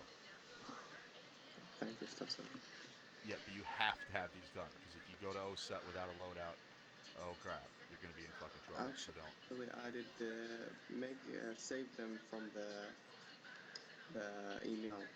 There was like a document for the infantry for all of them. Oh, okay. Look at that. Okay. Well, in any case, yeah, you can use that one. But yeah, otherwise, try. Yeah, we'll try to get this banged out quick. I think you should be okay. I think. Okay, so let's just try to get this through quickly then. So again, M150 optic, the RCO optic on the M4, A1. Okay. Next, if you go to the rail attachments, you're going to use the ANPEQ 15/M952V black laser, or the one that just says parentheses laser, slightly above that one. Either one. Um, next, we're going to go to your vest on the left-hand side, and you're going to grab the IOTV Team Leader OCP, and all of these are labeled as such, so we'll know which one to grab. So, IOTV Team Leader OCP. Okay, once everybody has that, go ahead and go to the right-hand side, go to the magazines. All right, and you're going to see the 5.56 30-round mag. Grab 8 of those. So 8 5.56 30-round mag. It's in the middle of the list. Then you're going to grab 3 5.56 30-round tracer mag. All right. So again, 3 tracer, 8 standard. Okay. Then go to your backpack on the left-hand side. Then go to the right-hand side. Go to explosives, which is under the grenade symbol. And you're going to grab a M112 demolition block at the very top. Just one of those. Wait, is this on our vest or a backpack? And The explosives. Okay. yep. The explosive will go in your backpack. Okay. So grab an M112 demolition block. And then hit the plus for miscellaneous items. And then you're going to want to grab also a green spray paint, which is required for marking buildings and stuff. I actually probably should have had you put that in your base loadout, but it's fine. Grab a green spray paint, and then grab a M57 firing device. M57 firing device. That's your clacker. Now, once you hit the squad level, they may also ask you to bring an entrenching tool or some bolt cutters or whatever. That's mission specific. Entrenching tools, though, are extremely important but not required. So once you can find out what squad you're going to, just ask them what they want you to do with an entrenching tool, and they'll figure that out for you. And you can just add that feature in there. Anywho, does everybody have that? Yes. Okay. Okay, so everybody hit escape. Go to inventory on the box here, and in your weapon will be a 5.56 like Mark 318, some other bullshit magazine. Unload that from the weapon and put it in the box. Also, in your vest or somewhere else in your inventory, there's going to be more Mark 318 magazines. Get rid of those because they don't do enough damage. Ship shock, you're dumping them on the ground. Make sure they're in the crate.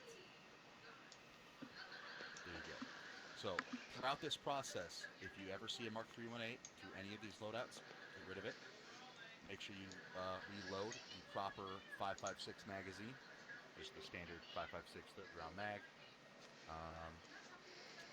Once you've done that, you can go ahead and hit escape. Go back in the arsenal, make sure you don't hit clear, and hit save at the bottom. Wait, so how do I put a... Where do you want me to put the mags? So go up to the box, scroll wheel, and go to inventory. Okay, and then you should be able to move. Okay, copy. The magazines from there you go, from there to there. Yeah. So throughout this process, if you have an M4, it's going to come with 318s. You got to get rid of them. If you grab some other guns, which I'll cover, you got to get rid of some other mags too. Okay. So if everybody has that, go back to the arsenal, hit save, and save that as Fire Team Leader. All right, once that is saved, you can go ahead and load your base loadout out again.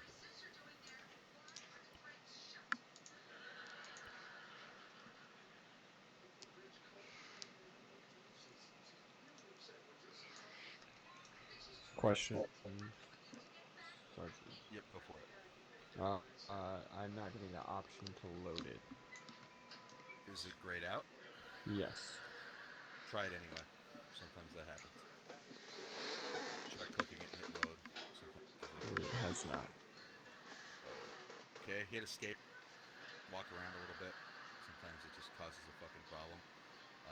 And then go back in the arsenal and try to load it again.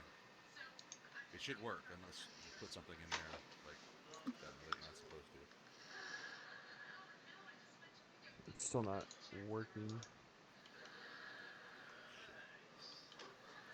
So if you hit load, it's grayed out, right? Correct, Sergeant. And then if you hit load, just nothing happens.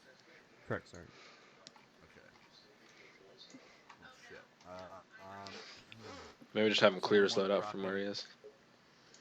Yeah, just fucking clear it. Just scroll wheel and hit clear, and then have someone drop their base loadout over outside somewhere.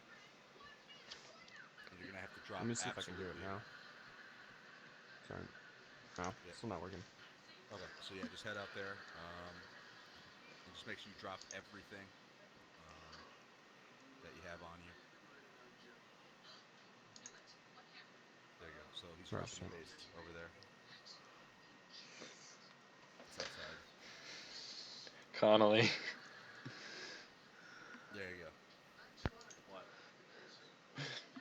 Patient RCT Connolly is alive. He hasn't lost blood. He is not in pain. Alright, so Lejeune, just reload your base again. Oh, Sergeant, one question. Yep.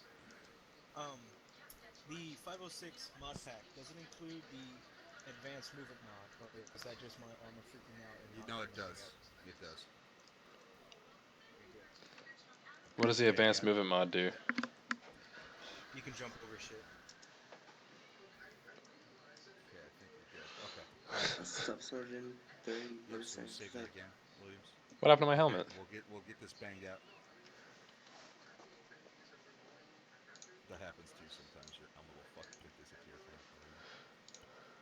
Okay, Williams, so Armor save that problems. again, and then it should be okay.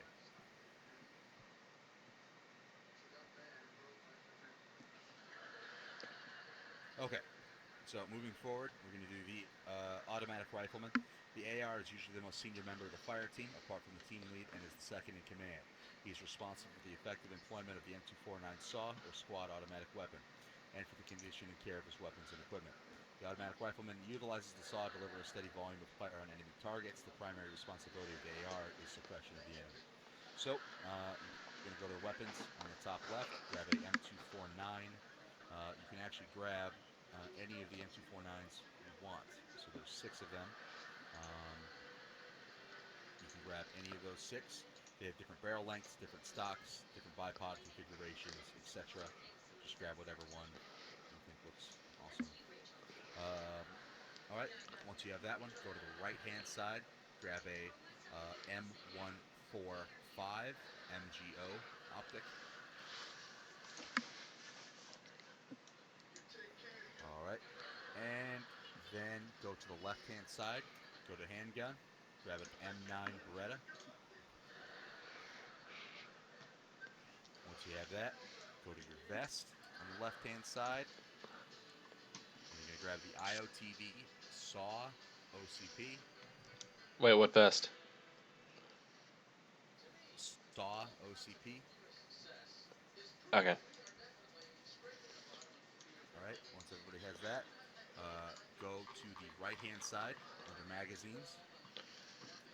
And you're going to grab, let's see here, 4 of the 9mm M882 FMJ 15 round M9. So 4 of FMJ for the M9. Once you have that, you're going to want to grab Connolly. Is GHP, does that stand for hollow point? Yes. actually going to get rid of those. Finally.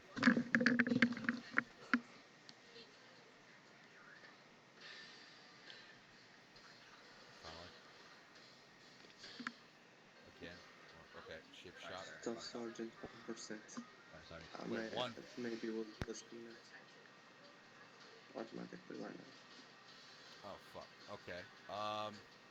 Okay. You have the loadouts, Khaki? Yes, I have them on my website. I did save them also. Okay. So again, it's extremely critical that you get that done. Okay. What I will do, I've actually not really ever done for people, but you've made it through 95% of the course, so I will pass you. But you have to have the loadouts all completed. Okay. Roger that. Okay. So I will send you some documentation that'll explain what you need to do next. So just look forward to that. Okay. Roger that. Okay. Sounds good. So you can hang out until you disconnect or do whatever. But I'm here. User disconnected from your There we channel. go. there it goes. Just a. Okay. This is I just don't understand. Like, why do some loadouts have sidearms and others do not?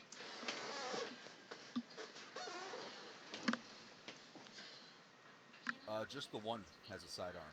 So the M249 does because, well, and the 240, because it's really big and unwieldy in close quarters. So that's why they have the M9 available. So basically, only auto riflemen and Otherwise, snipers. no other kit has a pistol.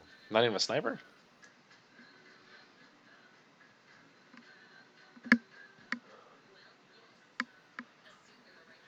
Well, I guess yeah, sniper would have one. Yeah. Okay. We don't have officially ability snipers, at least not at the moment. Ah. It would be too expensive to give everybody a handgun. Yep. Okay. So, where did I leave off? So again, you're gonna want your 4 Beretta M9 mags. Okay. The full metal jacket, and then you're also gonna want 3 of the 100 round, the 5.56 M8 55A1 mixed 100 round pouch.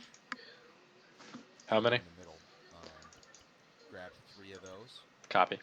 The 5.56. And that's the 100 round pouch. Connolly? Does the 100 round that the mix means tracer, right? Yes. I want to say it's every. My brain is killing me right now, but I think it's 6 or 7 rounds. I think, or maybe it's 4 or 5. I don't fucking remember, to be honest. Pretty sure it's 6 or 7. So. Yeah, I think I was right the first time. Yep. Okay. All right. So once you have your three belt pouches there, go to your backpack on the left-hand side, and you're gonna grab 3 more of those same pouches. So the M855A1 mixed 100 round pouch. Grab 3 more. Mine already has 2 of the mixed 200 rounds loaded in it. Yep. Get rid of the 2 hundos and put 3 of the 100s. And it also has We don't the use the hollow point, two of the 9mm hollow point mags in it.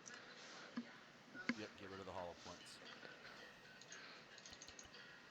So, yeah, we stopped using the 200 rounders because they're just more heavy, and because in a squad or a team, excuse me, what our ARs do is they give extra ammunition to their squad mates to carry. So you'll have 600 on your person, and you'll distribute another 300 amongst your team. So usually 1 to each team member, besides you.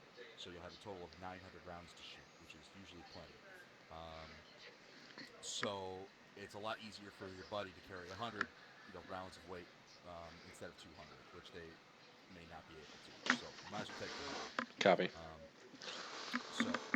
Okay, so with that said, if you have your 3 mixed pouches in your bag as well, you go ahead and hit escape.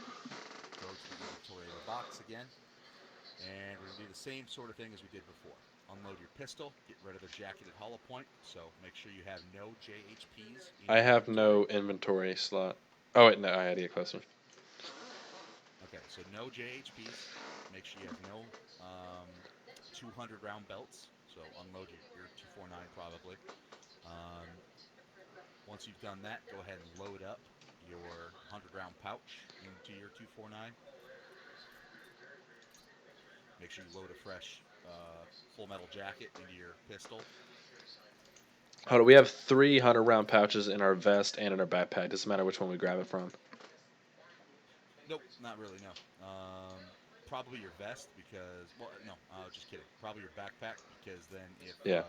Your buddy wants to add another one to your backpack, you can slap it in. Copy.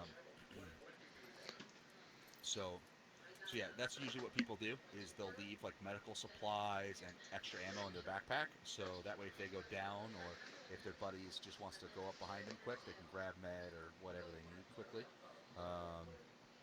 So that's what usually people do. Okay, so once you got that loaded, just double dip. Make sure you got no other 200-round belts, no JHPs. Make sure both your weapons are loaded with the correct ammunition. Once that's done, go ahead and hit escape. Go to the arsenal, hit save, and save that as automatic rifleman. Yeah, he fucking dropped from 13% to fucking 1 like in a matter of 2 minutes. I mean, Fucking sucks. my PC is like what I think 2-3 weeks old, and it's supposed to run 3 hours on battery. But if I'm playing ARM, it only runs like an hour or two. Yeah, that fucking sucks. Sound like a cell phone and you go from 60 to 1 in 2 minutes. Oh yeah. I'm actually gonna go back to college. I think possibly soon. So I'm gonna try to get a new laptop, and I was looking at those new Razer blades and shit. Those are pretty fucking cool. Do you want us to load the base loadout again? So, yep, there you go. Yeah, load the base again after you have that saved, and we're gonna do Grenadier. So the Grenadier is usually the soldier who has the most expertise with the M320 grenade launcher. He is responsible for the effective deployment of his rifle, the M320 grenade, and for the condition and care of his weapons and equipment. The Grenadier utilizes the M320 to provide high explosive ordnance on the enemy, and he covers the fire team's blind spots. So you can go to the rifle, grab the M4A1 PIP M320.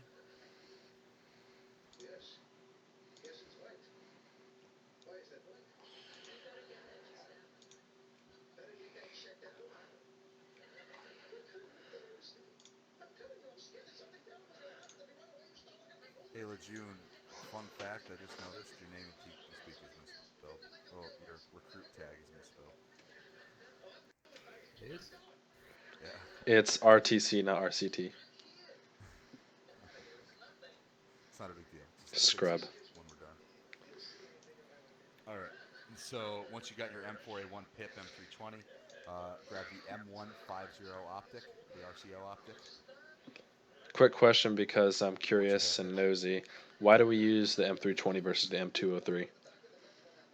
Because the Army has switched to a standardization of their 40mm grenade systems to allow cross-platform use between the M320 and the Mark 19 fully automatic grenade launcher. Okay. Wait, fully automatic grenade launcher. Oh wait, okay, I know what you're talking about. I got Braveheart.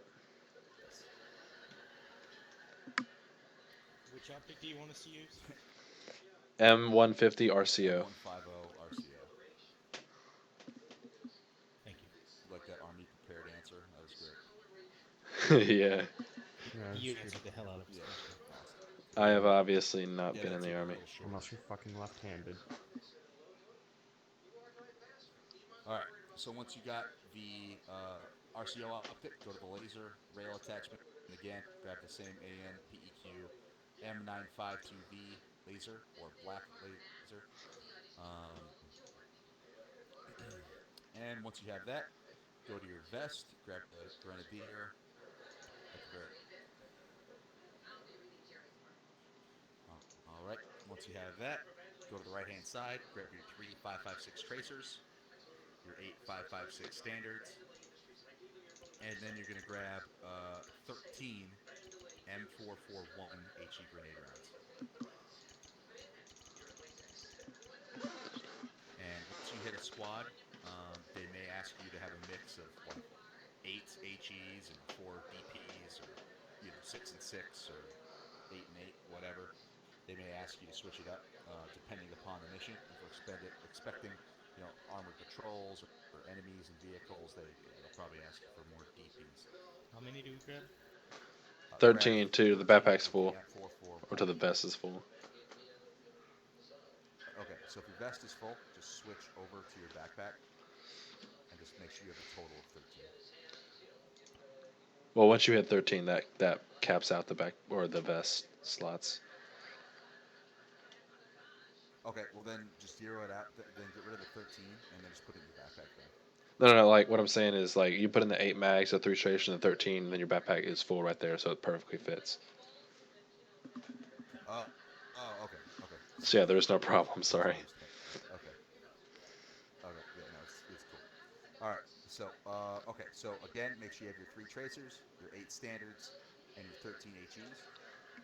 Once you have that, hit escape, go to inventory, get rid of the Mark 318s, unload your rifle with the 318s, reload your rifle with the correct 5.56, and of course make sure there's no 318s in your inventory anywhere. So reload your rifle with the correct 5.56, reload your HE into your 203 launcher tube. Once you've done that, go ahead and hit escape again and save that as Grenadier.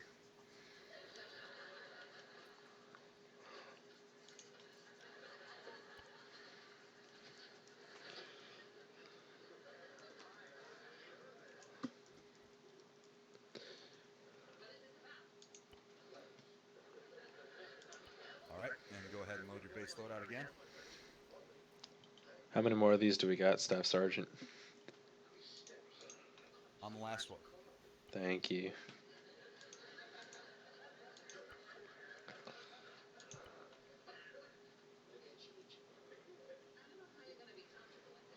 Okay, so we're going to do the rifleman. He's usually the most junior soldier in the fire team. He's responsible for the effective deployment of his rifle and for the condition and care of his weapons and equipment.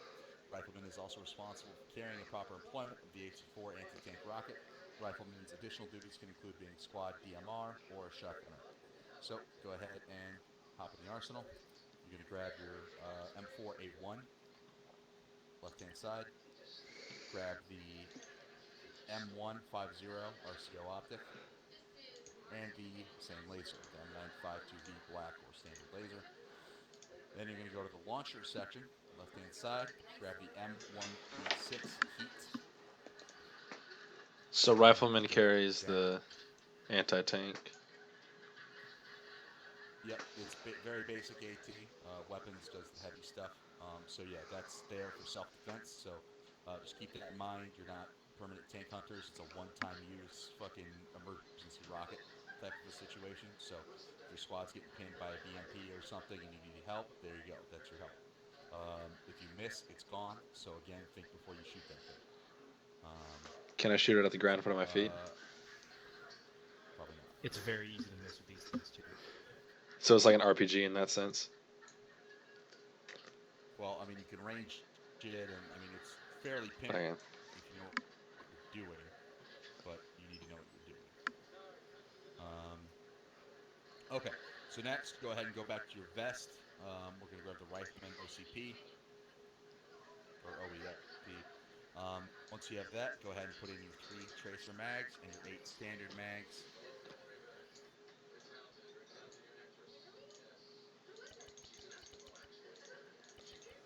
Okay, and then hit escape. Go to inventory, unload the 318. Load your standard 5.56. Get rid of any of the 318s laying around. What about the spare heat rocket? Yep, get rid of the spare heat rocket. Because there only should be one in the actual rocket tube.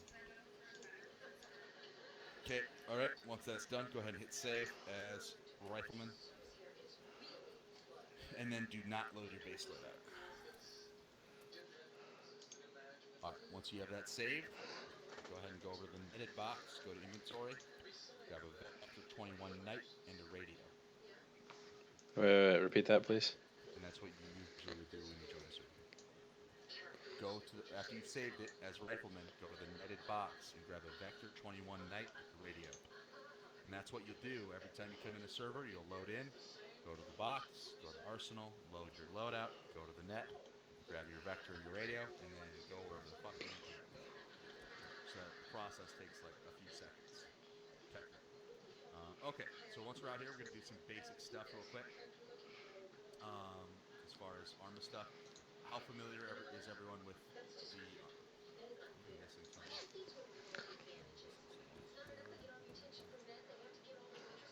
okay. So if you guys didn't already know, you can hold control with WASD, do some advanced stuff there.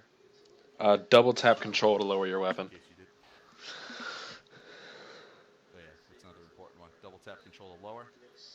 Okay. Control tilde key will safety your weapon, or Control F will safety your weapon. Okay. Control, and you might want to write some of these down, by the way, if you don't want to remember them. Control Tab changes your voice distance. So right now I'm yelling, so you can hear me far away. How do I take it off safe? Control F again, or just hit F. It's putting it back on safe by Control F. Control tilde. Control what? Just press F. Or F, yeah. Oh yeah, that works. There you go. All right. Also, like I said, Control Tab will change your voice distance. Let's see here. Control L will cycle between your laser and your flashlight, and L will activate it. V is vault, obviously. Charlie is a change in pace. So if you're walking, you can do a standard slow jog, or hit Charlie and do a slightly faster jog. So Charlie changes your pace. Ship changes my pace. Control Charlie. Well, yeah, I know. That's also a key, but Charlie is permanent. It's a toggle. So you don't have to keep holding it. It's not toggling on mine. Charlie. C. It's the Charlie key. C. It's not toggling on mine. Or you might have to hit Control Charlie, depending upon what. Yeah, or double press it. It all depends on what Arma stupid ass standard or key set you're using. Yeah, so you can either, or sometimes you have to double tap. Tap S with the same finger. I do that as well. That'll change you between walking and running. So it's either double tap Charlie or Control Charlie or some other fucking combination of those, which will change your stance from walking to running to slowly jogging. Copy. Okay, once you have that, of course, also if your weapon's up, okay, you can move with your weapon up, ready to go, and hit Charlie to. Hang on.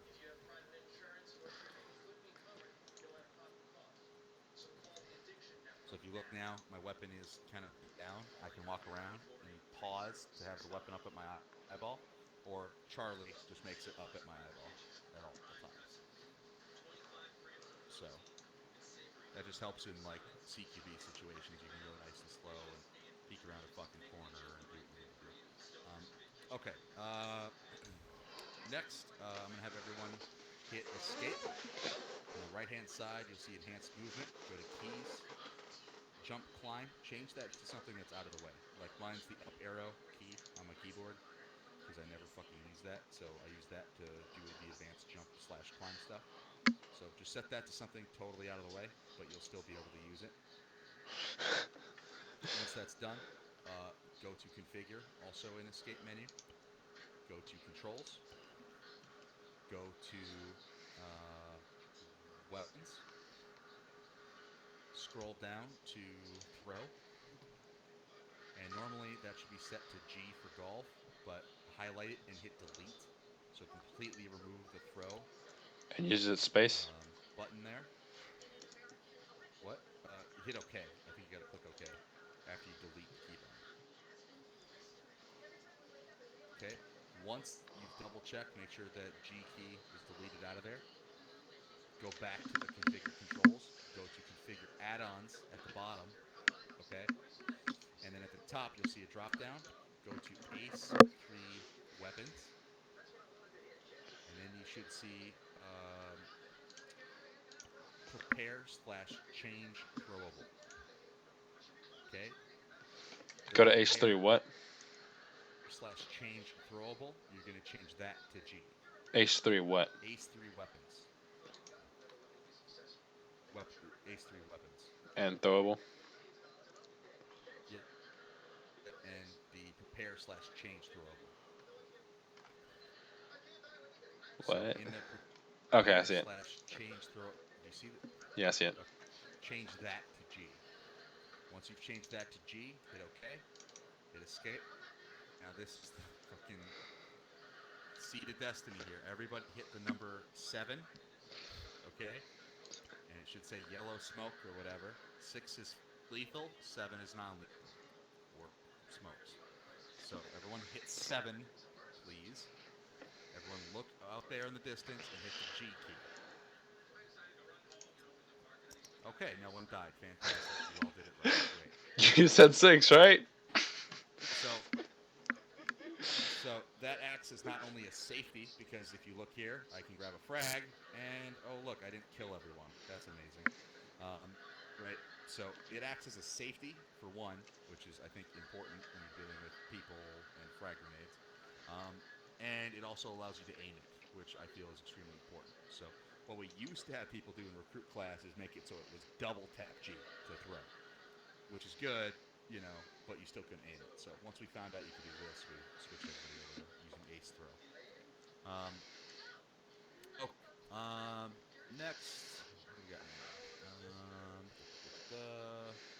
Just reading the document. Control right click is your alternative sights, so that'll toggle between your top-mounted sight. Right now, the RCO you have doesn't exactly have a really nice top sight like the one What I have the does. heck? So It's not even a sight. Yeah, for now you got to just suck that up until you. Yep, just suck that up until you finish OSUT. Once you finish OSUT, you can get a nice little red dot at the top. Yay. So, or have a flip up sight or whatever. But that's just so you fucking appreciate it. Okay. Control right click does that. Page up, page down is your range. Obviously, can't do it with this scope. F is your rate of fire, of course. I is your inventory. Charlie has you mount things. So if you hit Charlie, you can either deploy a bipod or brace yourself against a structure or a vehicle or whatever. What else do we got? The 0 key will holster your weapon, which is usually important at base or other stuff like that. Okay. What else do I got? Of course, as we found out before, Windows key is Ace Interact. Windows key allows you to interact with other people. So if you Windows key on someone else, you can bandage them like this. So if you see they're hurt, go to your buddy, Windows key, bandage. That you can also drag your buddy to safety with that, carry them to safety, hand them a magazine, join their group, etc. Tap them on the shoulder. Okay, so that's interacting with other things. To interact with yourself, you need to hit Control and Windows. That will allow you to put your earplugs in, you manage your equipment, join a team, bandage yourself, do goofy gestures, right? Okay. So Control Windows is playing with yourself, and Windows is playing with other people. Fantastic. All right. Also, I won't teach you how to set up the radio today, because that's for OSUT. But if you hit Control and P, that will open up your radio, and that is how you configure it and play with it. And like I said, I won't get into it today, because they usually have a full 4 days to teach you how to use this. Which The radio is backwards. What? Oh, the buttons just aren't loading up. Okay. How do I take it off? Because Control B doesn't get rid of it. Hit escape. Okay.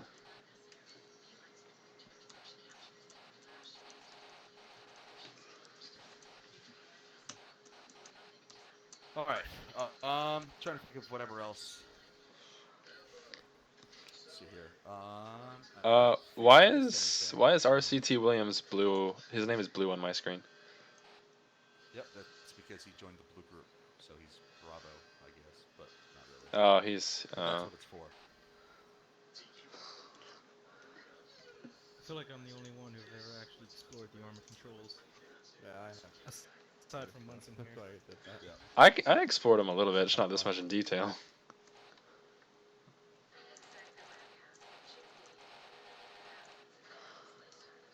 Do you guys have any other questions then before we finish up? How do I turn off the radio? Escape. It still says like if I press caps lock to talk, it still says like transmitting radio channel 1 frequency. Well, yeah, that's because you have a fucking radio on. Why are you transmitting on the radio? How do I not transmit on the radio?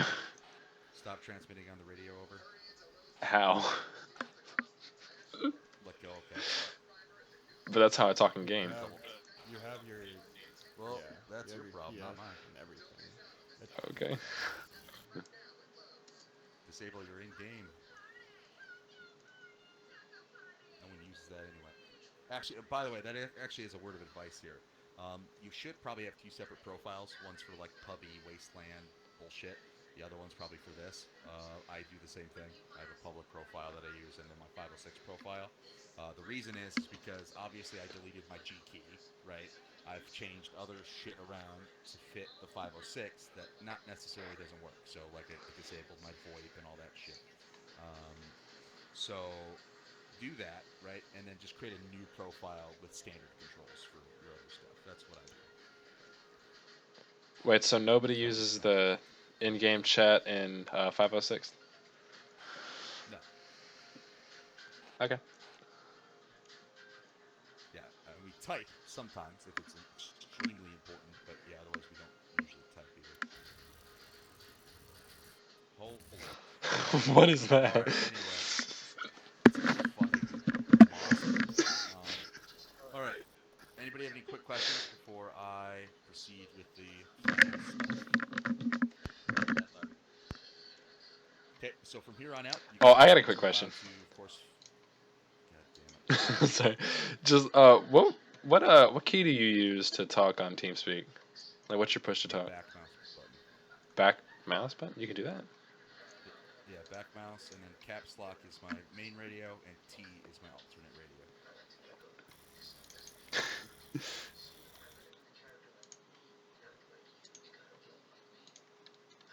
I don't think I have a back mouse key. That sucks. Do you know how to bind keys at all? Because I got a mouse that has like a keypad on the side of it, but I can't for the life figure out how to do it. Well, what I did, because it depends on your mouse. Some mice actually let you bind those like macro type buttons without a problem. Mine, for example, didn't let me do that. It always counted as just the back button, so that caused problems on web pages and shit. So actually, what I did is I just made my back button scroll lock. So I rebound my back button scroll lock, and then I made scroll lock my push to talk button. That's what I did to avoid any browser issues. But, yeah, just go into your mouse software and change what the fucking button does. To fucking scroll lock or some other button that's okay. You're not going to use. Okay.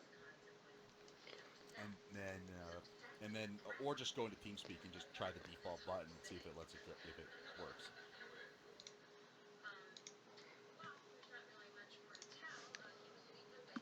Okay. All right. So again, you can fill in for trainings and stuff like that. You need to basically wait for my message to go through and for all of our paperwork to process. And then at that point, your phase 2 will unlock and you can complete your OSIT training. You need to complete all 4 days in order, so 1, 2, 3, 4, in order to graduate. So make sure if you find a class, make sure you find a schedule that works for you. If you find like a class where you can do day 1 and day 2, let's say on a Monday and a Tuesday, for the first instructor, and you get lucky enough to where another instructor is doing days 3 and 4 of the same week, on a Wednesday and Thursday, you can do that. You can hop in classes and do day 1, 2, 3, 4 all in order, just with 2 different instructors. You just have to notify them that that's what you're doing. So to make sure you check the schedule, see if it works out for you, see if you can do it in order and fast track through. Otherwise, you need to, just do them with the same instructor over the period of 2 weeks or whatever. Anywho, Anybody have any quick questions before I give you your PV1 tags? What is that noise? Okay. I will take that as no Staff Sergeant. Server Okay. group assigned. So I'm going to give everyone their PV1 tags. Make sure you change your name in TeamSpeak. So I would recommend adding this to a bookmark. If you don't know how to do that, just go to bookmarks, add a bookmark. Pretty straightforward. And then when you get a promotion, just modify the bookmark with your new rank. That's what I've always done. Also, you're going to need to update it in game. So if I see any one of you with a recruit after tonight in game, that's going to be a problem. So make sure in game, after we're done here, you update your rank to PV1 and your name. Also, again, I will send you out all of your documentation tonight, as far as in the next probably 20 minutes or so. You'll get that, and then you'll just want to wait for about another 48 hours for the rest of your documentation to come in from S1. Other than that, though, again, you can't do official stuff, like official operations or FTXs or anything. But did anybody else have any other questions? Okay, fantastic. I'm glad Optimus Prime thinks that. All right. So, Oh my god. all right. So, sorry, the junior fucking is fucking fucked. So, I don't know.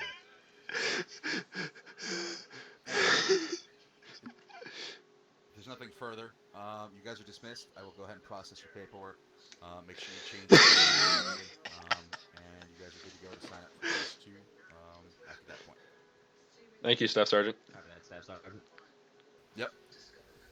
Thanks, He just walked out and Too. died. You too.